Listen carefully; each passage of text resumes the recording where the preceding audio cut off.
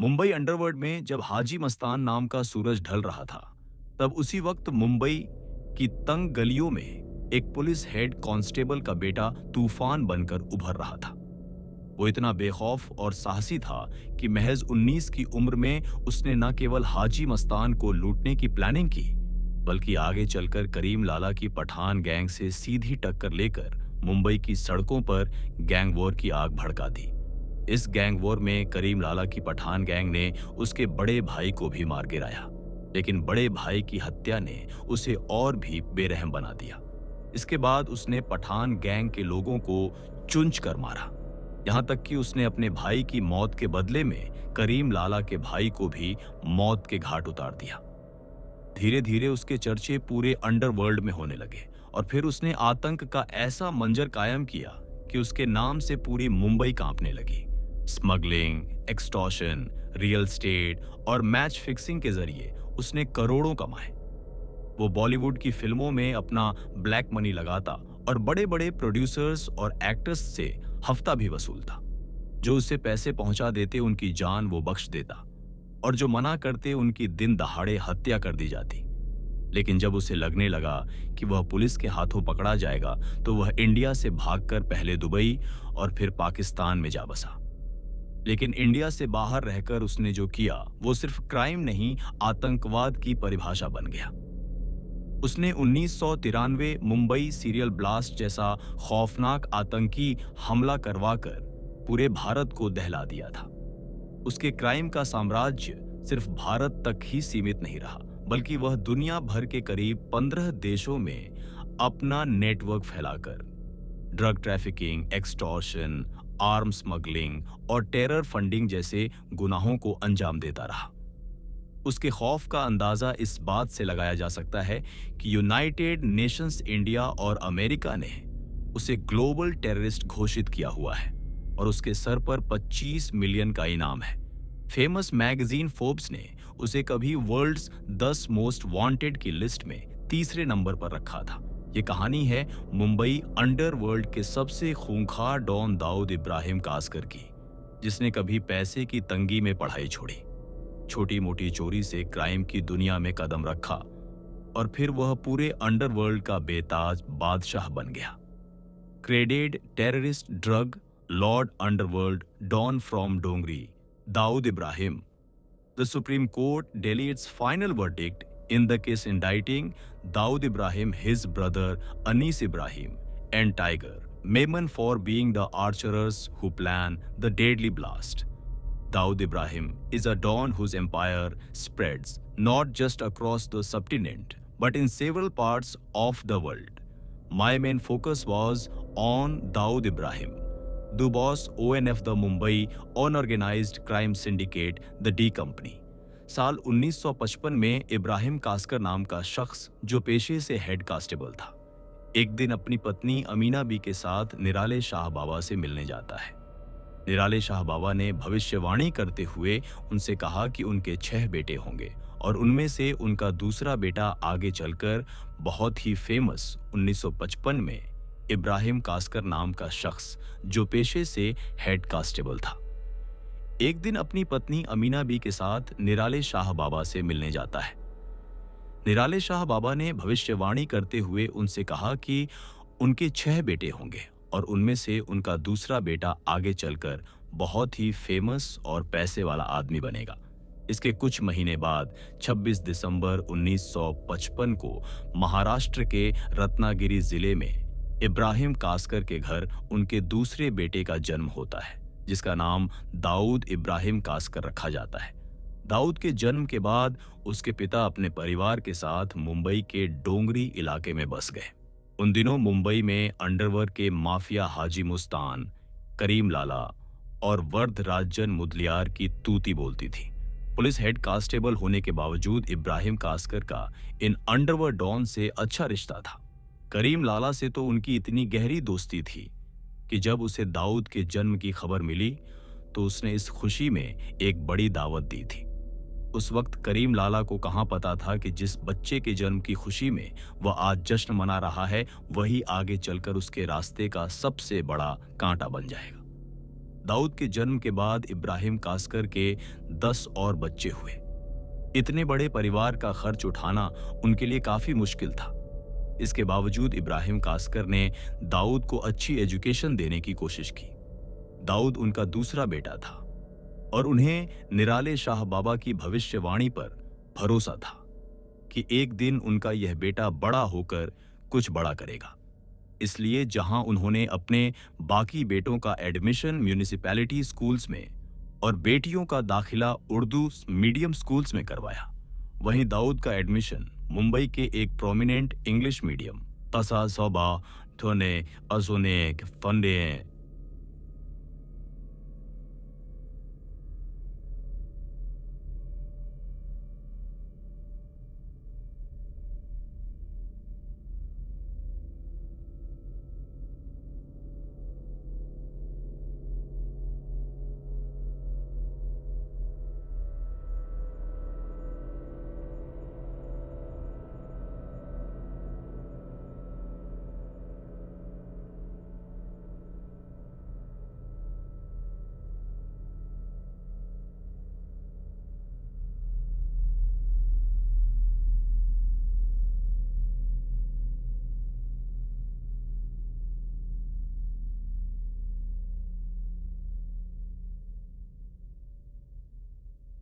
School में करवाया गया ताकि उसे अच्छी से अच्छी एजुकेशन मिल सके।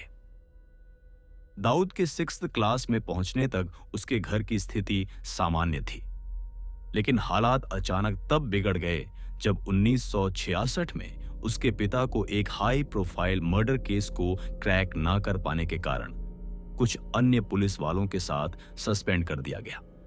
इस घटना के बाद दाऊद का परिवार फाइनेंशियल क्राइसिस से जूझने लगा।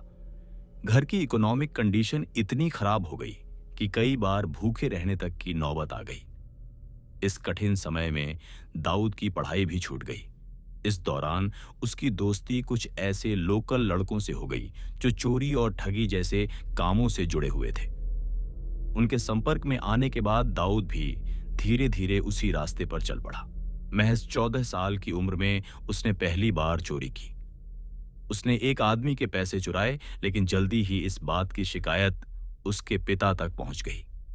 उस दिन उन्होंने उसकी खूब पिटाई की ताकि वह सुधर जाए, लेकिन दाऊद कभी नहीं सुधरा और जल्द से जल्द ज्यादा दौलत और शोहरत कमाने के लालच में अपराध की दुनिया की गहराइयों में उतरता चला गया।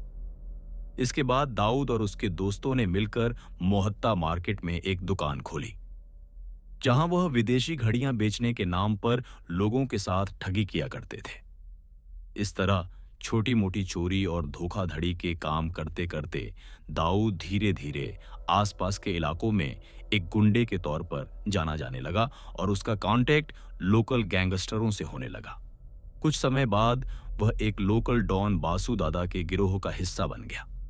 दाऊद के सपने बड़े थे, इसलिए जैसे ही उसके पास थोड़ी पावर आई और कुछ पहचान बनी, वह अपने बॉस बासु दादा को ही आंखें दिखाने लगा। एक दिन किसी बात को लेकर बासु दादा ने दाऊद के पिता और उसके बड़े भाई शब्बीर कास्कर की खुलेआम इंसल्ट कर दी। यह बात दाऊद को इतनी चुभ गई कि उसने न केवल बासु दादा को खुलेआम जान से मारने की कोशिश की, बल्कि उसने अपने दोस्तों की मदद से उसका पूरा साम्राज्य खत्म कर डाला। धीरे धीरे दाऊद गैंगस्टर्स की दुनिया में अपना कद बढ़ाता जा रहा था। 1970 के दशक में उसने कुछ वक्त के लिए हाजी मस्तान के लिए भी काम किया। हालांकि उसे हाजी मस्तान इस शहर पर राज करने का कभी भी सही हकदार नहीं लगा, क्योंकि इस मुकाम तक पहुंचने के लिए मस्तान ने खुद से कभी कोई वायलेंस का काम नहीं किया था। इसके बावजूद हाजी मस्तान का अंडरवर्ल्ड से लेकर बॉलीवुड तक दबदबा था। मस्तान की यह पॉपुलैरिटी दाऊद को अंदर ही अंदर खलती थी और वह भी वैसा ही रुतबा चाहता था। उसे पता था कि अगर उसे इस क्राइम की दुनिया में सबसे बड़ा बनना है तो उसके लिए उसे इस फील्ड के सबसे बड़े खिलाड़ी से भिड़ना होगा। इसलिए कभी हाजी मस्तान का शागिर्द रहा दाऊद इब्राहिम उससे भी टकराने के लिए तैयार हो गया। उसे सही मौका तब मिला जब एक बार मस्तान ने दाऊद के 2 दोस्तों को पठान गैंग से पिटवा दिया। दाऊद अब हाजी मस्तान से अपने दोस्तों की पिटाई का बदला लेना चाहता था। इसी बीच उसे पता चला कि हाजी मस्तान की 5 लाख रुपए से भरी एक अटैची मरीन लाइन से होकर मालाबार हिल्स तक जाने वाली है। दाऊद ने मस्तान के इसी ब्लैक मनी को लूटने का प्लान बनाया। उस वक्त दाऊद की उम्र महज 19 साल की थी। फिर भी वह इतना बेखौफ था कि उसने रास्ते में गाड़ी रोककर उस अटैची को लूट लिया। लेकिन अभी वह इस धंधे में नया था, इसलिए उससे एक गलती हो गई। असल में वो पैसा हाजी मस्तान का नहीं बल्कि मेट्रोपॉलिटन कोऑपरेटिव बैंक का था। बैंक का पैसा लूटकर दाऊद ने पुलिस से सीधी टक्कर ले ली थी। जो पुलिस टीम इस केस की इन्वेस्टिगेशन कर रही थी, उसमें उसके पिता इब्राहिम कास्कर भी शामिल थे। इब्राहिम कास्कर को जब पता चला कि इस रॉबरी का मास्टरमाइंड कोई और नहीं बल्कि उनका बेटा है, तो वह दाऊद की पुलिस वाली बेल्ट से पिटाई करते हुए उसे थाने ले गए और बड़े पुलिस अफसरों के सामने अपने बेटे के काले कारनामों के लिए माफी भी मांगी, क्योंकि उसके पिता ने खुद उसका सरेंडर करवाया था। इसलिए वह कुछ ही दिनों में छूट गया। इतनी बेइज्जती और पिता की पिटाई के बाद भी दाऊद पर कोई असर नहीं पड़ा और बाहर निकलने के बाद उसने ऐसे ऐसे कारनामे किए कि अंडरवर्ल्ड की दुनिया में उसके नाम का डंका बजने लगा। 1970 के दशक के आखिरी सालों तक दाऊद और उसके भाई शब्बीर ने बाशु दादा के करीबी रहे खालिद पहलवान के साथ मिलकर अपना खुद का गैंग बना लिया, जो आगे चलकर डी कंपनी के नाम से मशहूर हुआ। इधर हाजी मस्तान ने अंडरवर्ल्ड छोड़कर पॉलिटिक्स जॉय कर ली थी, जिससे दाऊद को स्मगलिंग, एक्सटॉर्शन, गोल्ड ट्रेड और रियल एस्टेट पर अपनी पकड़ मजबूत करने का मौका मिल गया। दाऊद की स्मगलिंग में बढ़ती पकड़ से करीम एक लाला काफी परेशान रहने लगा था, क्योंकि पहले इन धंधों पर पठान गैंग का कब्जा था और अब उसको अपने धंधे में भारी नुकसान उठाना पड़ रहा था। इससे जल्द ही दाऊद इब्राहिम और करीम लाला के बीच गैंग वॉर शुरू हो गई। मुंबई की सड़कों पर आए दिन गोलियां चलने लगी। दोनों गैंग्स के बीच बात इस कदर बिगड़ गई कि समझौता कराने के लिए हाजी मस्तान को बीच में आना पड़ा। कुछ दिनों तक दोनों गैंग शांत रहे, लेकिन कुछ समय बाद वह फिर से आपस में भिड़ गए। इसी बीच एक बार करीम लाला और उसके गुंडों ने दाऊद को पकड़ लिया और उसकी जमकर पिटाई की। यह वाकया दाऊद के लिए सिर्फ शारीरिक नहीं बल्कि मानसिक तौर पर भी एक ह्यूमिलिएशन था और इसी ने उसकी दुश्मनी को और ज्यादा पर्सनल बना दिया। अगले कुछ सालों तक डी कंपनी और पठान गैंग के बीच यह पावर स्ट्रगल जारी रहा।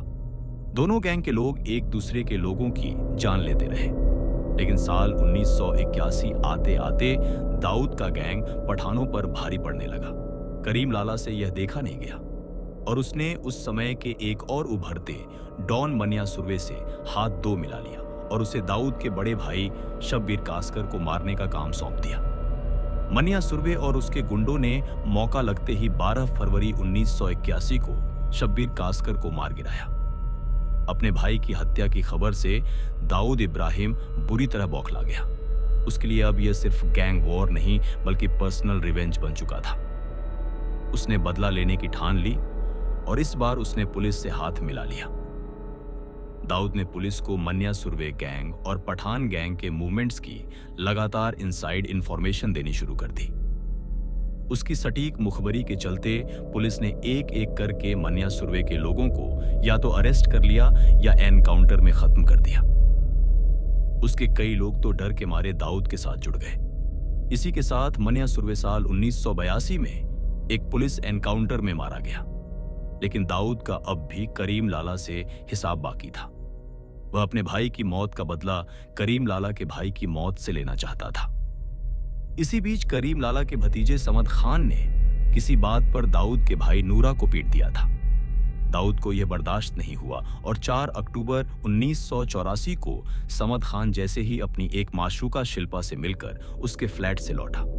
दाऊद इब्राहिम, अली अंटुले, छोटा राजन और अब्दुल हमीद ने उसके शरीर पर 19 गोलियां दागकर उसकी जान ले ली।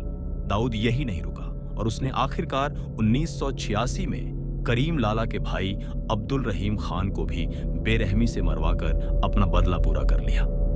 इस तरह धीरे धीरे दाऊद ने अपने सारे राइवल गैंग्स को एक एक करके या तो खत्म कर दिया या बहुत कमजोर कर दिया और अंडरवर्ल्ड पर अपना कब्जा जमा लिया। इस दाऊद का मुंबई, गुजरात और दमन में electronic goods, drug trafficking, silver और गोल्ड जैसे कई कीमती सामानों की स्मगलिंग पर कब्जा हो गया और वह इस नेटवर्क से करोड़ों की कमाई करने लगा। इसी बीच साल 1986 में दाऊद इब्राहिम ने मुंबई की ही एक लड़की जुबीना जरीन उर्फ महजबिन से शादी कर ली। दाऊद इब्राहिम का क्रिकेट से भी गहरा लगाव था। वह केवल क्रिकेट देखने का शौकीन नहीं था, बल्कि क्रिकेट, सट्टेबाजी और मैच फिक्सिंग जैसे अवैध कारोबारों पर भी उसकी पकड़ मजबूत थी। वह मैच के दौरान अक्सर वीआईपी स्टैंड में देखा जाता था। साल 1986 में शारजा में भारत और पाकिस्तान के बीच फाइनल मैच होना था। मैच से पहले दाऊद इब्राहिम भारतीय अभिनेता महमूद के साथ भारतीय ड्रेसिंग रूम तक पहुंच गया। उसने भारतीय खिलाड़ियों के सामने खुद को एक बिजनेसमैन के रूप में पेश करते हुए उनसे कहा कि अगर इंडिया यह फाइनल जीतता है तो वह हर खिलाड़ी को एक एक टोयोटा कोरोला गिफ्ट करेगा। उस समय भारतीय कप्तान कपिल देव प्रेस कॉन्फ्रेंस के लिए बाहर गए हुए थे, लेकिन जैसे ही वह ड्रेसिंग रूम वापस लौटे तो उन्होंने गुस्से में कहा, यह आदमी कौन है? इसे अभी यहां से बाहर निकालो। मजबूरन दाऊद इब्राहिम को मुंह लटकाए ड्रेसिंग रूम से बाहर निकलना पड़ा। बाद में यह वाकया क्रिकेट इतिहास में शारजा ड्रेसिंग रूम स्कैंडल के नाम से काफी चर्चा में रहा। इस दौरान दाऊद का धीरे धीरे बॉलीवुड में भी दबदबा हो गया था। बॉलीवुड के बड़े बड़े एक्टर्स, स्त्री और डायरेक्टर्स अंडरवर्ल्ड के डर के साये में जीते थे। दाऊद बड़े प्रोडक्शन हाउस में पैसे लगाता और बदले में अपने पसंदीदा एक्टर या एक्ट्रेस को कास्ट करवाता। वह अपना खौफ दिखाने के लिए कई फिल्म मेकर्स और फिल्मी सितारों से हफ्ता भी वसूला करता था। जो पैसे नहीं देता, दाऊद उसको या तो मरवा देता या फिर उसे खौफ के साये में जीने को मजबूर कर देता। इस दौरान दाऊद इब्राहिम का नाम कई बॉलीवुड हसीनाओं के साथ भी जुड़ा और उसके इश्क के किस्से भी खूब मशहूर हुए। साल 1985 में जब राज कपूर ने अपनी फिल्म राम तेरी गंगा मैली में नीली आंखों वाली मंदाकिनी को लॉन्च किया तो देश भर में उस नई हीरोइन की चर्चा होने लगी। दाऊद भी मंदाकिनी पर फिदा था और उस दौरान कई रिपोर्ट्स में दाऊद और मंदाकिनी के बीच अफेयर होने के दावे भी किए गए, लेकिन उस वक्त बात दब गई। लेकिन कुछ सालों बाद दुबई के एक स्टेडियम से दोनों की साथ वाली कुछ तस्वीरें मीडिया के सामने आई। तस्वीरों में दोनों एक साथ मैच देखते हुए बेहद करीब नजर आ रहे थे। इसके बाद मंदाकिनी को दाऊद की गर्लफ्रेंड कहा जाने लगा था। साल 1986 में जब दाऊद अंडरवर्ल्ड की दुनिया में शिखर पर पहुंच चुका था, उसी दौरान उस पर पुलिस का शिकंजा भी कसा जाने लगा। पुलिस कमिश्नर एस सोमन ने दाऊद को पकड़ने के लिए फरी वारंट जारी किया और दाऊद पर नकेल कसने के लिए पुलिस को खुली छूट दे दी। दाऊद के ऊपर मर्डर, एक्सटॉर्शन और स्मगलिंग समेत कई चार्जेस थे।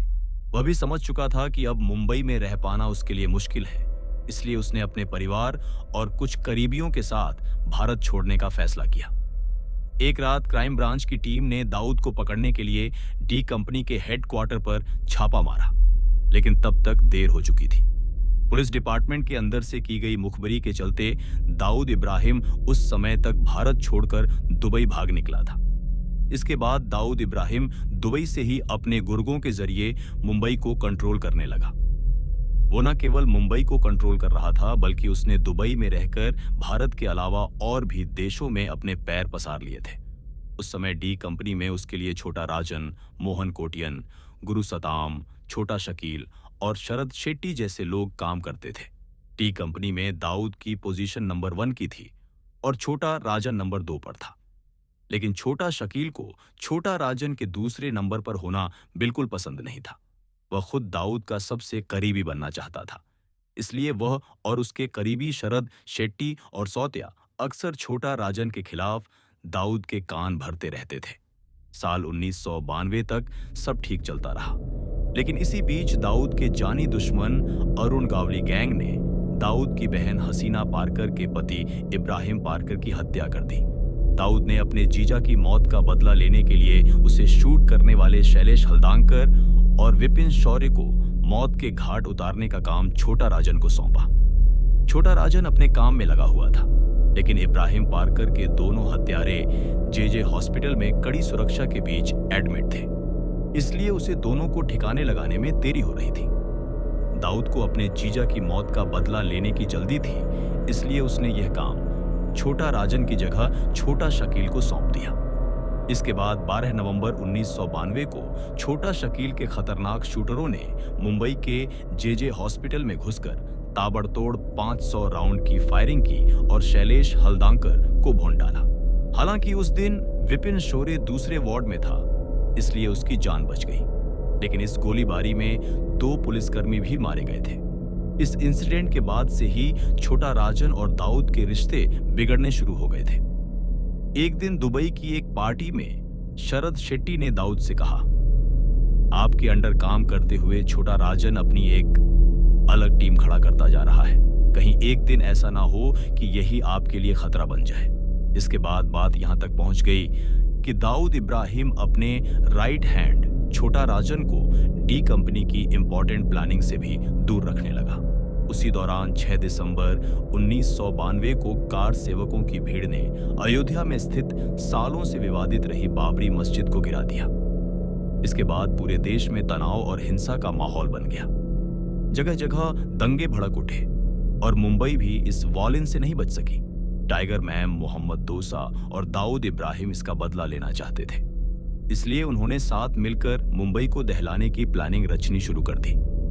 दूसरी तरफ पाकिस्तान की खुफिया एजेंसी आईएसआई भी भारत को चोट पहुंचाना चाहती थी, इसलिए उसने इस मौके का फायदा उठाते हुए अपने प्लान में दाऊद इब्राहिम, उसके भाई अनीस इब्राहिम, मोहम्मद दोसा और टाइगर मेमन को शामिल कर लिया। हालांकि दाऊद ने अपने दाहिने हाथ रहे छोटा राजन को इस आतंकी हमले की पूरी प्लानिंग से दूर रखा था। इसके बाद जनवरी 1993 में आईएसआई ने पाकिस्तान से आरडीएक्स राइफल्स और ग्रेनेड के कुछ कंसाइनमेंट गुजरात भेजे, जिन्हें दाऊद इब्राहिम का सबसे भरोसेमंद आदमी अब्बू सलीम मुंबई तक पहुंचा रहा था। इसके बाद 12 मार्च 1993 की दोपहर महज 2 घंटे 10 मिनट के अंदर मुंबई 12 जोरदार धमाकों से दहल उठा। इन धमाकों में करीब 257 लोगों की मौत हुई और 700 से ज्यादा लोग गंभीर रूप से घायल हो गए। यह भारत में अब तक का सबसे खतरनाक और भयानक आतंकी हमला था, जिसमें दाऊद इब्राहिम की एक बड़ी भूमिका थी। बाद में इसमें शामिल कई लोगों को गिरफ्तार भी किया गया, लेकिन दाऊद इब्राहिम हाथ नहीं आ सका। वो इस हमले के बाद दुबई से भागकर पाकिस्तान में जा छुपा, जहां पाकिस्तान ने उसे पूरी सुरक्षा दी। 1993 के मुंबई सीरियल ब्लास्ट के बाद दाऊद ने पाकिस्तान से अपनी क्रिमिनल एक्टिविटीज को जारी रखा। पुलिस की सख्त निगरानी के बावजूद उसने अपने गुर्गों के जरिए मुंबई में अपना खौफ बरकरार रखा। बॉलीवुड में भी उसका डर जस का तस बना हुआ था। न तो उसकी गुंडागर्दी कम हुई और न ही उसके अफेयर्स के किस्सों पर लगाम लगा। एक्ट्रेस मंदाकिनी के बाद दाऊद इब्राहिम का नाम अनीता अय्यूब, जैस्मीन धुन्ना और महाविश हयात जैसी एक्ट्रेसेस से भी जुड़ा। दाऊद पाकिस्तानी एक्ट्रेस अनीता अय्यूब के लिए तो इस कदर दीवाना था कि जब फिल्म मेकर जावेद सिद्दीकी ने दाऊद के कहने पर अनीता अय्यूब को अपनी फिल्म में कास्ट नहीं किया, तो उसके गुंडों ने साल 1995 में जावेद सिद्दीकी की हत्या कर दी। इसके अलावा साल 1997 में मशहूर म्यूजिक प्रोड्यूसर और टी सीरीज के फाउंडर गुलशन कुमार की हत्या भी दाऊद के ही आदमी अब्बू सलीम ने करवाई थी। अब्बू सलीम गुलशन कुमार से हर महीने और वो 5 लाख रुपए की एक्सटॉर्शन की मांग कर रहा था, लेकिन गुलशन कुमार ने धमकियों के बावजूद पैसा देने से मना कर दिया था। उनका कहना था कि उससे अच्छा वह ये पैसे माता वैष्णो देवी के भंडारे में दान कर देंगे। इंडिया से बाहर रहकर दाऊद का बॉलीवुड फिल्मों को फंड करना भी जारी रहा। साल 2001 में आई फिल्म चोरी चोरी चुपके चुपके की फंडिंग को लेकर भी आरोप लगे थे कि इसे दाऊद इब्राहिम के गुरे छोटा शकील ने फाइनेंस किया है। पुलिस की जांच में इस फिल्म के प्रोड्यूसर नजीम रेवी और फाइनेंसर भरत शाह के अंडरवर्क कनेक्शन सामने आए और दिसंबर 2000 में फिल्म रिलीज होने से पहले ही दोनों को अरेस्ट करके जेल भेज दिया गया। इस दौरान बॉलीवुड सेलिब्रिटीज का दाऊद से कनेक्शन एक खुली बात थी। 1993 के मुंबई बम धमाकों के बाद संजय दत्त पर दाऊद के गुर्गों से हथियार लेने और उन्हें अपने घर में रखने का आरोप लगा था, जिसके लिए उन्हें टाड़ा के तहत जेल भी जाना पड़ा था। अनिल कपूर भी भारत पाकिस्तान के क्रिकेट मैच के दौरान दाऊद इब्राहिम के साथ देखे गए थे। वहीं सलमान खान को दाऊद के भाई के 1973 के मुंबई बम धमाकों के बाद संजय दत्त पर दाऊद के गुर्गों से हथियार लेने और उन्हें अपने घर में रखने का आरोप लगा था, जिसके लिए उन्हें टाड़ा के तहत जेल भी जाना पड़ा था। अनिल कपूर भी भारत पाकिस्तान के क्रिकेट मैच के दौरान दाऊद इब्राहिम के साथ देखे गए थे। वहीं सलमान खान को दाऊद के भाई के साथ एक इवेंट में देखा गया था। अभिनेता अर्शी कपूर ने अपनी ऑटोबायोग्राफी में खुलासा किया कि उन्होंने दाऊद से 2 बार मुलाकात की थी। इसके अलावा दाऊद के एक इवेंट में गोविंदा, अनु मलिक, जैकी श्रॉफ, कुमार सानू और रंजीत जैसे कई बॉलीवुड सितारों की मौजूदगी थी। अनु मलिक ने तो दाऊद के लिए एक डेडिकेटेड गाना भी बनाया था। इस बीच दाऊद और उसके राइट हैंड छोटा राजन के बीच दरार बढ़ती जा रही थी। मुंबई सीरियल ब्लास्ट के प्लानिंग से छोटा राजन को दूर रखा गया था, इसलिए वह खुद को ठगा हुआ महसूस कर रहा था।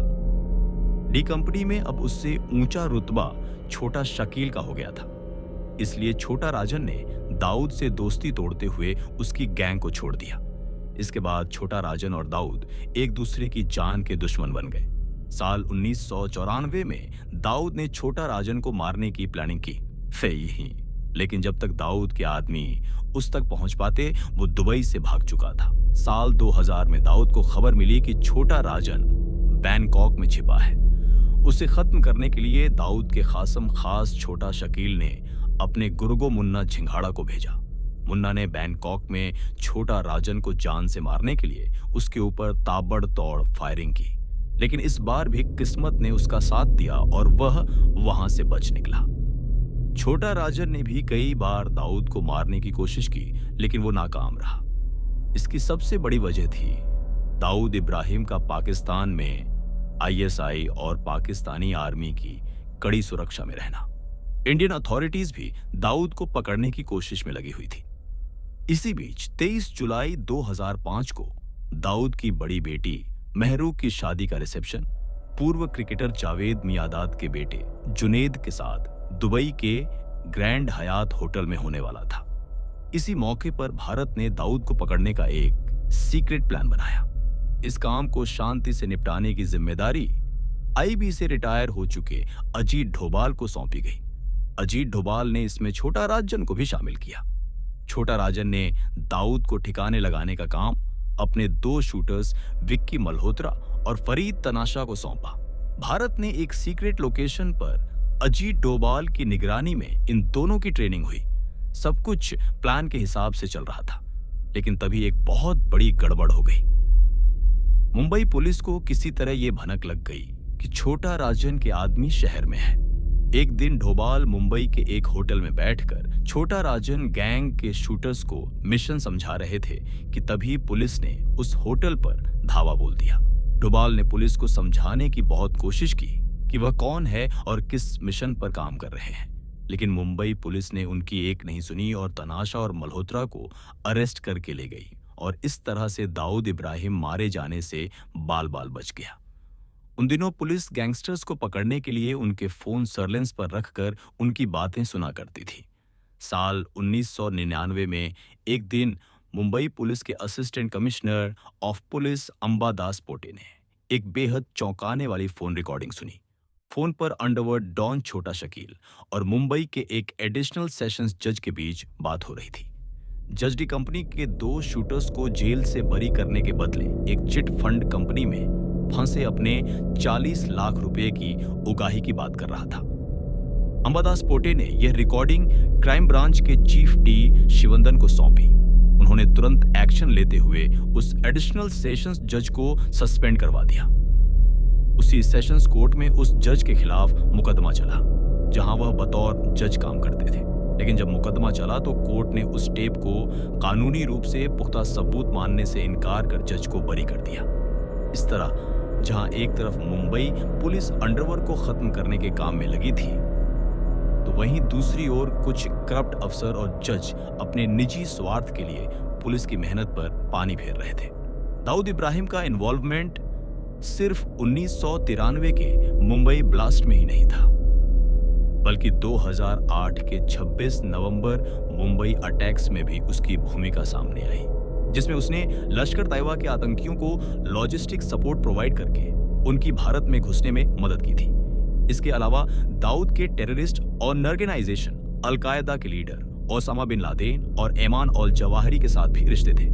इस वजह से जहां दाऊद को यूनाइटेड नेशन सिक्योरिटी काउंसिल की IS एंड अल-कायदा इस सैंक्शंस कमेटी ग्लोबल टेररिस्ट घोषित कर चुकी है, तो वहीं भारत और अमेरिका ने भी दाऊद को ग्लोबल टेररिस्ट डिक्लेयर कर उसके सर पर भारी भरकम इनाम रखा हुआ है। दाऊद का भाई अनीस बैटिंग रैकेट चलाता है, जिसके जरिए करोड़ों की कमाई होती है। 2018 में दाऊद के एक गैंगस्टर ने दावा किया कि डी कंपनी दुनिया भर के 2/3 क्रिकेट मैचों में अकेले ही सट्टा लगवाती है। 2013 की IPL स्पॉट फिक्सिंग में भी दाऊद की डी कंपनी इन्वॉल्वड थी। इस तरह मुंबई छोड़ने के बाद भी दाऊद का क्राइम बिजनेस बिना रुके चलता रहा। साल 2015 में फोर्ब्स ने दाऊद को 6.7 बिलियन की संपत्ति का मालिक बताया था, जिस हिसाब से वह दुनिया के अब तक के सबसे अमीर गैंगस्टरों में से एक है। उसके पास ब्रिटेन में 450 मिलियन डॉलर्स की संपत्ति है, जबकि बाकी कई देशों में 50 से अधिक संपत्तियों में उसका इन्वेस्टमेंट है। भारत में उस पर नकेल कसे जाने के बावजूद एक रिपोर्ट के मुताबिक आज भी उसकी कमाई का 40% हिस्सा भारत से ही आता है। नवंबर 2017 में इंडियन गवर्नमेंट ने रौनक अफरोज रेस्टोरेंट सहित दाऊद की 3 प्रॉपर्टीज और साल 2020 में उसकी 6 प्रॉपर्टीज को बेच दिया था। आज दाऊद के पास कुल 14 देशों के पासपोर्ट है और उसने अपनी आतंक की दुकान India, Pakistan, the United kingdom, Germany, Turkey, France, Spain, Morocco, space, the UAE, south Africa, Sri Lanka, Nepal, Thailand, Malaysia और सिंगापुर तक फैला रखी है। आज दाऊद की डी कंपनी केवल एक अंडरवर्ल्ड गैंग नहीं रही, बल्कि यह एक ट्रांसनेशनल क्रिमिनल ऑर्गेनाइजेशन बन चुकी है, जो अफ्रीकन टेररिस्ट ऑर्गेनाइजेशन बोको हराम को भी आतंक फैलाने के लिए फंड करती है। बीते 20 साल में कभी कोरोना, कभी हार्ट अटैक, तो कभी जहर से दाऊद इब्राहिम के मारे जाने की 5 बार अफवाहें उड़ चुकी हैं, लेकिन हर बार यह खबरें झूठी साबित हुई हैं। भारत से भागने के बाद वह लगातार अपना नाम और पहचान बदलता रहा है। कहाँ तो यहाँ तक जाता है कि पकड़े जाने के डर से उसने हुलिया बदलने के लिए कई बार अपने चेहरे की सर्जरी भी कराई है। दाऊद इब्राहिम को पकड़ने में न केवल मुंबई पुलिस बल्कि इंटरपोल भी लगी हुई है। दाऊद की उम्र अब लगभग 70 साल है। ऐसे में देखना होगा कि आखिर अंडरवर्ल्ड और डी कंपनी का सरगना दाऊद इब्राहिम कब तक पुलिस की पकड़ में आ पाता है। बीते 20 सालों में कभी कोरोना, कभी हार्ट अटैक, तो कभी जहर से दाऊद इब्राहिम के मारे जाने की 5 बार अफवाहें उड़ चुकी है, लेकिन हर बार यह खबरें झूठी साबित हुई है। भारत से भागने के बाद वह लगातार अपना नाम और पहचान बदलता रहा है। कहा तो यहाँ तक जाता है कि पकड़े जाने के डर से उसने हुलिया बदलने के लिए कई बार अपने चेहरे की सर्जरी भी कराई है। दाऊद इब्राहिम को पकड़ने में न केवल मुंबई पुलिस बल्कि इंटरपोल भी लगी हुई है। दाऊद की उम्र अब लगभग 70 साल है। ऐसे में देखना होगा कि आखिर अंडरवर्ल्ड और डी कंपनी का सरगना दाऊद इब्राहिम कब तक पुलिस की पकड़ में आ पाता है।